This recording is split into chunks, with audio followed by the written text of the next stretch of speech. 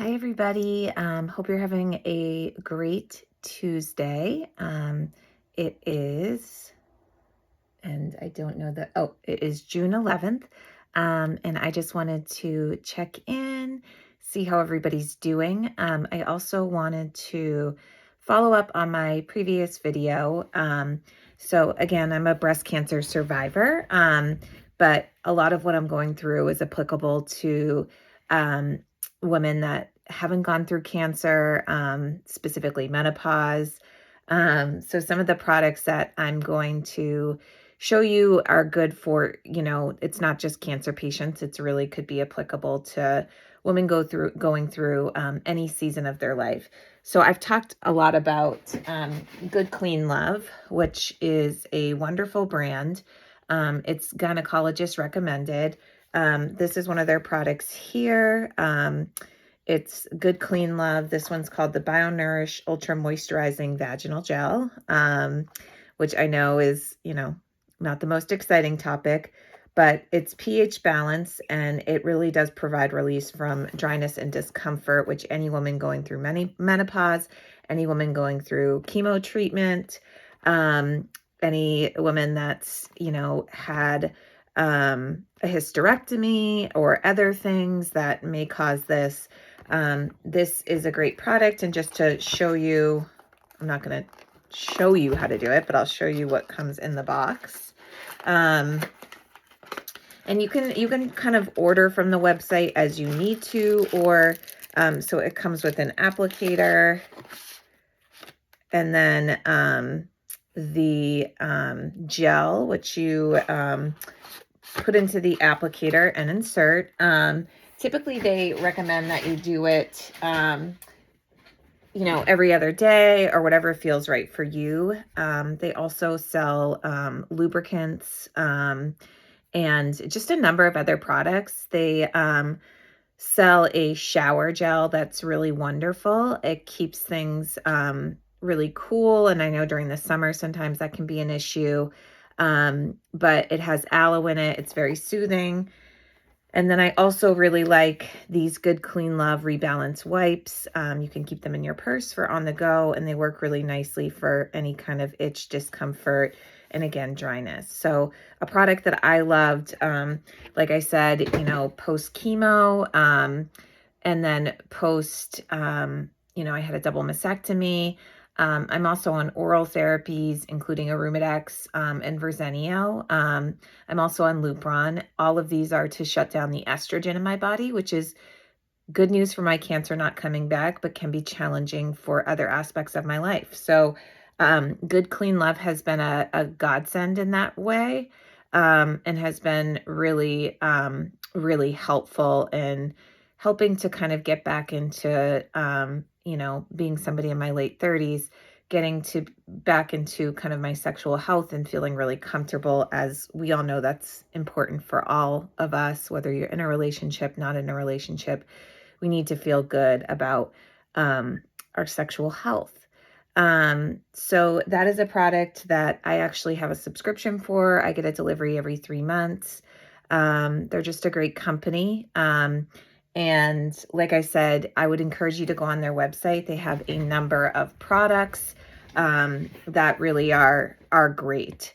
What else is going on? So I, unfortunately, post-surgery, just to give you an update, so I had my double mastectomy last August. I then went through radiation, which ended in November of 2023. And then on May 1st, went and I had my tissue expanders removed and I had my implants put in, which was very exciting. Unfortunately, about 2 weeks after my surgery, I developed cellulitis, which is essentially an infection. And that did put me back in the hospital for about a week to receive IV antibiotics. So, these things happen for anybody post-surgery, whether it be, cancer related or elective. Just make sure that you're really paying attention and listening to your body. I always think when I talk to people, you know, they're afraid to speak up or they don't want to bother people but, with everything I've been through, I've learned that we are our best advocates. So it's best to say something.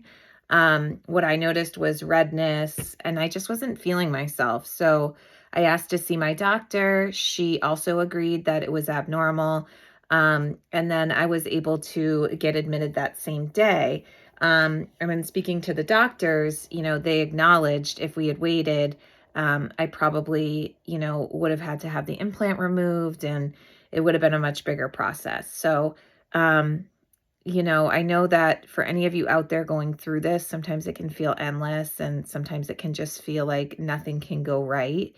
But, at the end of the day, as long as you listen to your body, you're an advocate for yourself, it all ends up working out. And you will get through it. It's hard. And don't get me wrong, I get angry and upset. But on the flip side, I was able to catch this really early and really prevented some kind of long term effects. Um, so stuff I've got going on and stuff I'm focused on now. So I am really focused on finding a new workout regimen and figuring out what that is going to be for me. For a long time, I've worked out at home. I have what I've called my poor man Peloton bike.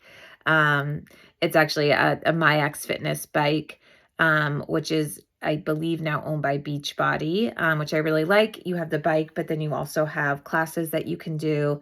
I have a treadmill, I have some weights, but what I've realized is that I really do want a community. And so I've really been looking for some type of studio to join that is all inclusive.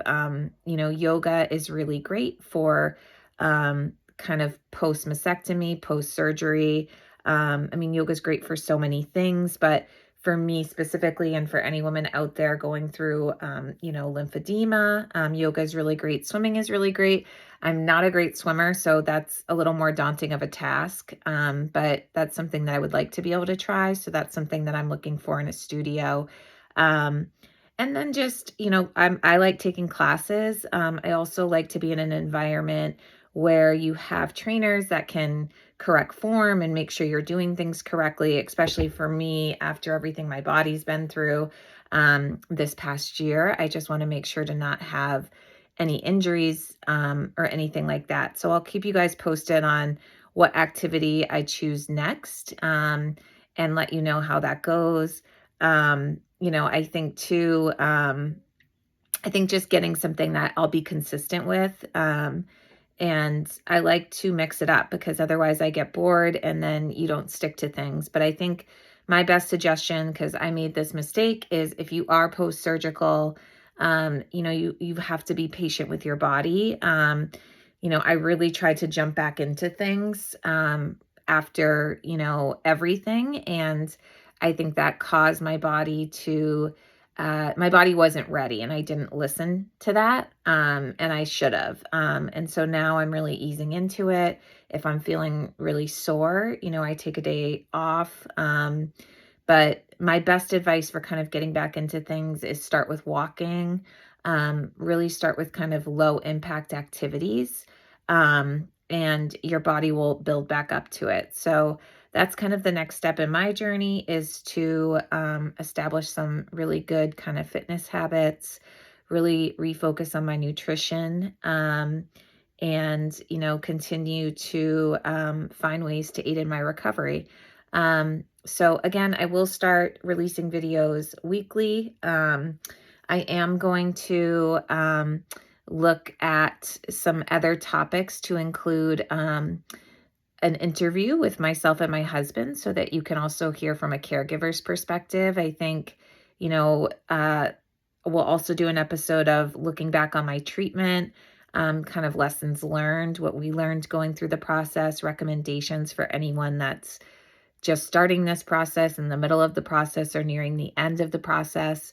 But I think hearing from other people and hearing different perspectives is super important. I have the perspective of the patient, but the caregiver, especially the primary caregiver experience, is super important.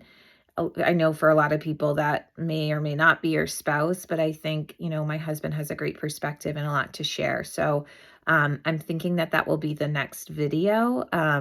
So please tune in for that. And I'm hoping to have that out next Tuesday or Wednesday. So talk to everybody soon. And please subscribe and watch, and feel free to comment and let me know other topics that you would like to hear about. See you soon.